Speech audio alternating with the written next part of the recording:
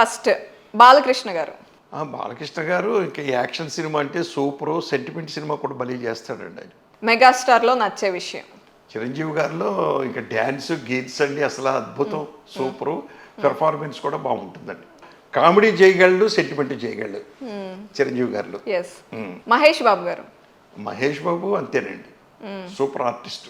వెంకటేష్ గారు. వెంకటేష్ గారు సెట్కి వస్తే బాగానే ఉంటాడు అని చెప్తారు అందరూనండి. ఏ గొడవలు ఉండవు, మనకు కావాల్సింది ఏదో చేయించుకుని వెళ్ళిపోతాడు ఆయన. కామ్ గోయింగ్ అని చెప్తారు. నేను వెళ్ళలేదండి, నేను ఎప్పుడు చూడలేదు కదా. నాగార్జున గారు. నాగార్జున గారు డీసెంట్ ఫెలో అండి, వెరీ డీసెంట్ ఫెలో. అంటే ఆయనలో నచ్చే విషయం అంటే మూవీస్లో ఈ విషయంలో ఈయన బాగా చేస్తారు అనే విషయం అంటే వచ్చి రాగానే డైరెక్టర్ గారిని సీన్లు అడుగుతారటండి ఆయన. ఓకే. దాని మీదే ఆలోచిస్తూ ఉంటారటండి ఇప్పుడు. ఓకే. పవన్ కళ్యాణ్ గారు. పవన్ కళ్యాణ్ గారు దద్దలు ఆడిస్తూ ఉంటాడు. ఇది సందడిగా. ఓహో, చాలా ఇంట్రావర్ట్, మాట్లాడరు ఎక్కువ అని విన్నానే. అపోజిట్ లో ఏమో మరి నాకండి. ఓకే, సరే. జూనియర్ ఎన్టీఆర్ గారు. జూనియర్ ఎన్టీఆర్ గారి లక్షణాలు చాలా ఉన్నాయండి చక్కగా. రామ్ చరణ్ గారు. రామ్ చరణ్ వాళ్ళ నాన్న ఫాలో అవుతున్నాడు. ఓకే. అల్లు అర్జున్ గారండి బోర్న్ ఆర్టిస్ట్ అనిపిస్తూ ఉంటుందండి ఎప్పుడో ఎందుకో నాకండి. కొన్ని పెర్ఫార్మెన్స్ చూస్తూ ఉంటే అతను అంటే అతను తర్ఫీదు అయ్యాడు కానీ బట్ ఎవరైనా చూస్తే స్క్రీన్ మీద బోర్న్ ఆర్టిస్ట్ అనిపిస్తుందండి ఎందుకో నాకు. అంత బాగా చేస్తాడు న్యాచురల్గా. ప్రభాస్ గారు నాకు ప్రొడ్యూసర్ అండి. యమధర్మరాజు అని సినిమా తీశారు వాళ్ళ అన్నగారు నాతోటి, కృష్ణరాజు గారు, నా డైరెక్షన్ లో. దానికి ప్రభాస్ గారు ప్రొడ్యూసర్ అని వేసారు.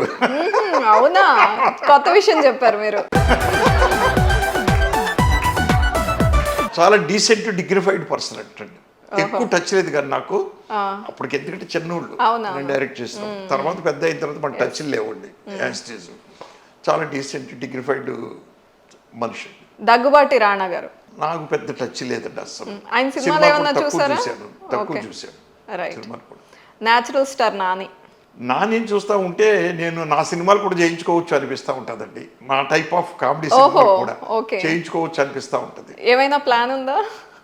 మైండ్లో ఉంది కానీ మా దుకాణానికి ప్రొడ్యూసర్ రావాలి కదండి. ఓకే. వెన్నెల కిషోర్ గారు. వెన్నెల కిషోర్ అండి, మర్చిపోయాను. అది ఇంపార్టెంట్గా చెప్పాలి. నేను ఎలుక మధ్యగా చేశాను కదా. అవును, అందుకే అతనండి అంటే ఎంత డీసెంట్గా ఉంటాడంటే వచ్చేవాడు నాకేం కావాలని అడిగేవాడు, షార్ట్స్ అవన్నీ పక్కనకి వెళ్ళి కూర్చుని ఓడు, మళ్ళీ సీన్ అడిగేవాడు, ఓకేనా డైరెక్టర్ గారు అనేవారు, ఇవన్నీ చేసేవాడు. పని మీద ఎంత కాన్సన్ట్రేషన్ అనే దానికి ఒక చిన్న ఎగ్జాంపుల్ చెప్తానండి. మా ప్రొడ్యూసర్లు వెన్నెల కిషోర్తో ఈ సినిమా తీద్దాన్ని ప్రపోజల్ పెట్టినప్పుడు వెన్నెల కిషోర్ దగ్గరికి వెళ్ళారు, మాట్లాడారు. Okay done, Relangi Narasimha direction నేను చేస్తున్నాను అన్నాడు. అన్న తర్వాత ఆయన కథ డైరెక్టర్ గారు మీకు వినిపించాలి కాబట్టి ఎక్కడ మీట్ అవుదాం, ఎలా మీట్ అవుదాము అన్నారు. నేనే ఆయన ఇంటికి వస్తాను, నన్ను మీట్ అవ్వడం ఏంటి ఆయన అన్నట్టండి వెన్నెల కిషోర్ గారు. షూటింగ్ ఫినిష్ చేసుకుని రాత్రి 11 గంటలకు మా ఇంటికి వచ్చి